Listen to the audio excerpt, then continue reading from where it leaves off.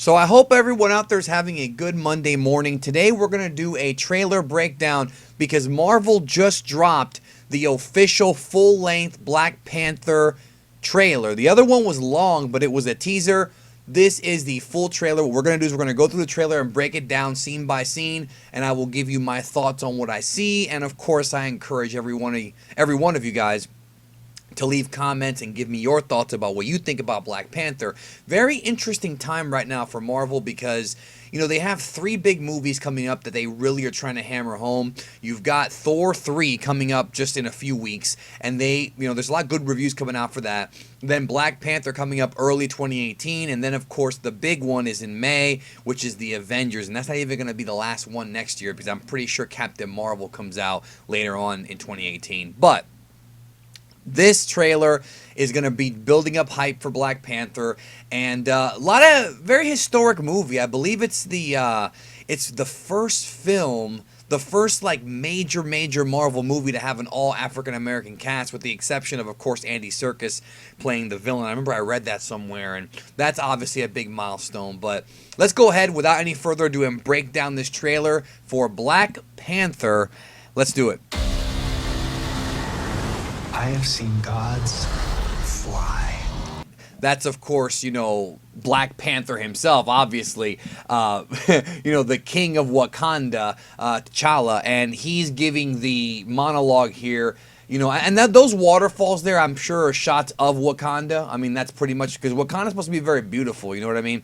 And he says he's seen gods, which he has. I mean, he was in Civil War, he's seen guys like Vision and whatnot do their thing. So here we go. I've seen men build weapons that I couldn't even imagine. Now this shot is freaky, man. So let's go back here a little bit.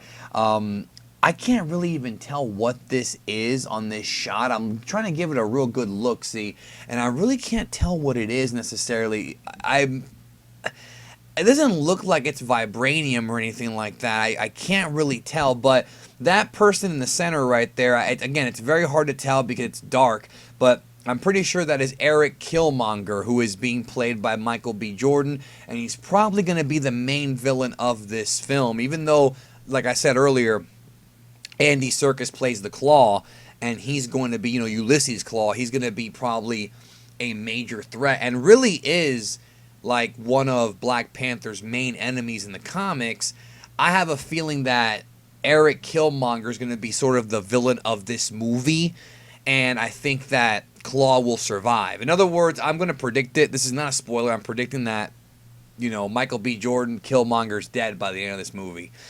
And then I personally think that Andy Serkis is going to survive. Let's keep going. Imagine. I've seen aliens drop from the sky. Yeah, of course. We all saw that in New York. Yeah. But I have never seen anything like this. How much more are you hiding?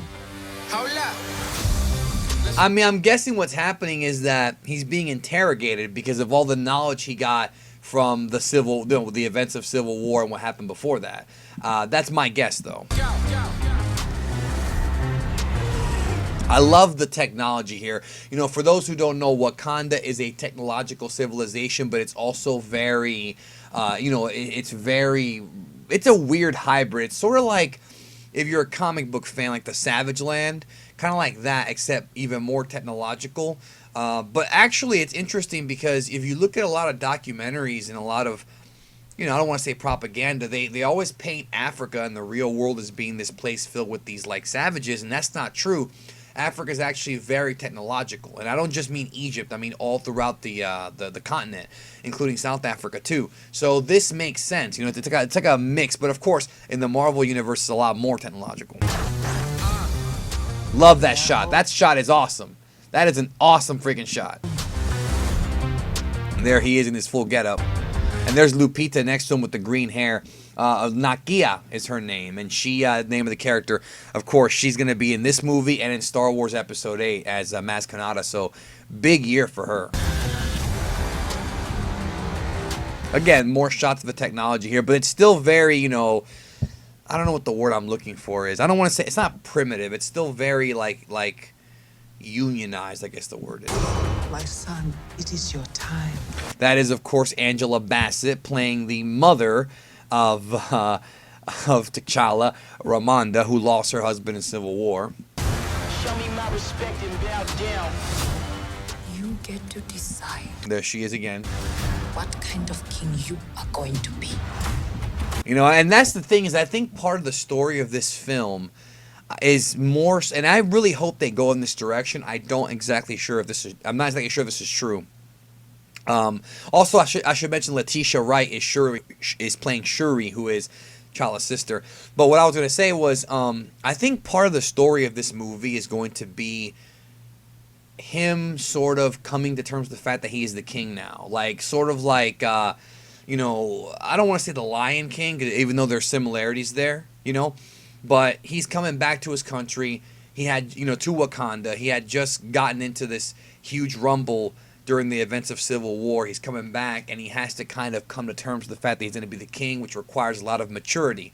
Now, one thing I do like about the character of T'Challa, of the Black Panther, is that he's a pretty mature dude. Like, he seems pretty level-headed, and he's a very driven man.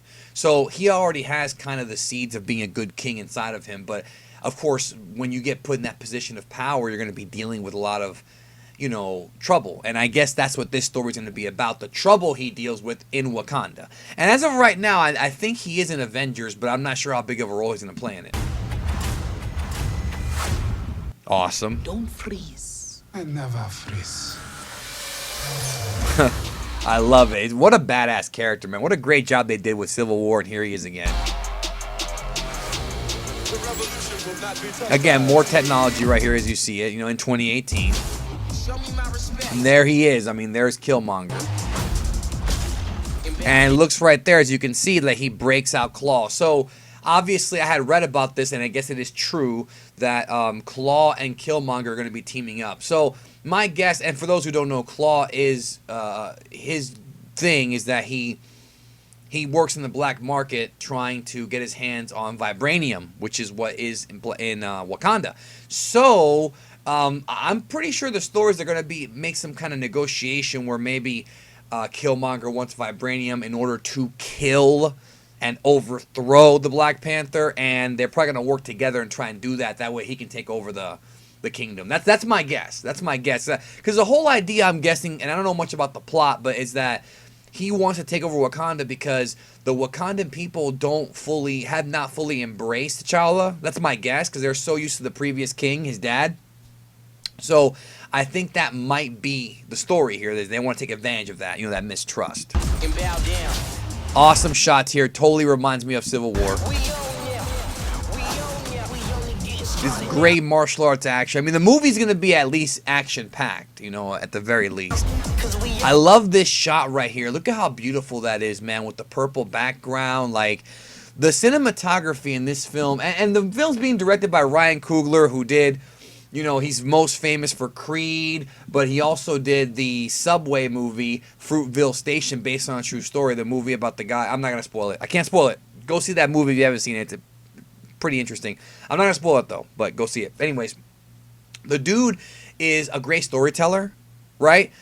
And visually, he's getting to play with a good budget right here and a lot of toys, and I think that his directing style, the way he made sort of the city look in Rocky, this is totally different from that, but he's figured it out, because look how nice that looks. Let's get back into it. Yeah, I mean, he's the king like we talked about. I waited my entire This dude right here. And there's Creed right there, right? life for this. The world's gonna start. And that's them together again, and it looks like they're trying to get weapons. I mean, it's right there. The world's gonna start over. I'ma burn it all. It's interesting, though, seeing Michael B. Jordan playing a villain. You know, he usually plays a good guy, so I'm sure he'll get to stretch his wings out, his acting wings here on this one. I'm very interested in seeing how they portray this character, because I know that Killmonger is he's not a psychopath like a lot of these other Marvel villains, you know, like the Vulture and these guys. This dude's very methodical, so he will provide a different kind of challenge for Black Panther. What happens now determines what happens. I mean, they're going to fight, right? to the rest of That was awesome. the world. This shot was in the previous trailer. I think it is very impressive. Even though I'll be honest, I think these movies are relying too much on that slow motion thing. I think that shot looks good, and I think for this movie it does fit. You will not be able to stay home, brother. You will not be able to play. Really enjoy these shots. I mean, it's going to be an action movie, like I said, one way or another. That's awesome. Get the whole family involved. Why not? Let's have some fun. All right, so there's Claw now doing his thing. Now, this is the first time we've seen an action shot of Andy Serkis as Claw. I know some people were thinking he might have a small role in this movie, but no, he is the villain. I mean, him and Michael B. Jordan are the villains here, and it's going to be 2-on-1. But, of course, like I said, you got the whole Black Panther family involved, so it ain't going to be that easy, you know what I'm saying? He destroyed that car, yo. Look at that. Hold on, let's look at that again. He destroyed it into a million pieces. Oh, not a million, but... Boom. That's awesome. Oh man, this is gonna be a lot of fun. The revolution will be live. Man, and the whole movie's not even gonna be in the United States. Like, this movie's gonna take place entirely in Wakanda. At least that's for everything that I've seen. So that's gonna be awesome. I mean, it's gonna be a totally different kind of look for the film, and I like that. It's not gonna be a familiar territory for us. And really, it should take place in Wakanda, right?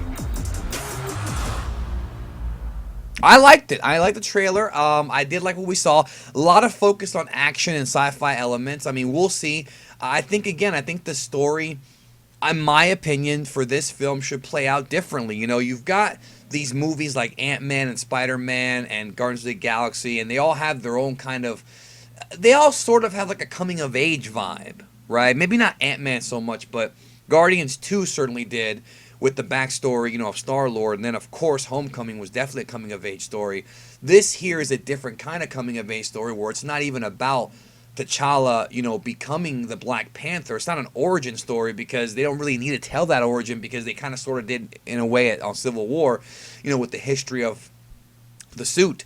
I think it's more so him coming of age and taking responsibility for being the king. And then, of course, the question is, will he remain the king by the end of the film, or is he going to pass the reins over to somebody else, like his mother or somebody? We'll see what happens. I'm excited to see it. I want to see a good story out of this. We know the action's guaranteed. Ryan Coogler gets a lot to play with here. And I love Creed and Fruitvale Station so very much. So I think it'll be a good movie. Let me know in the comments what you think about the movie. And I'm sure there'll be more to talk about as it approaches in just a few months, February 2018. Thank you for checking out my trailer breakdown. Hope you all have a great day, and see you soon.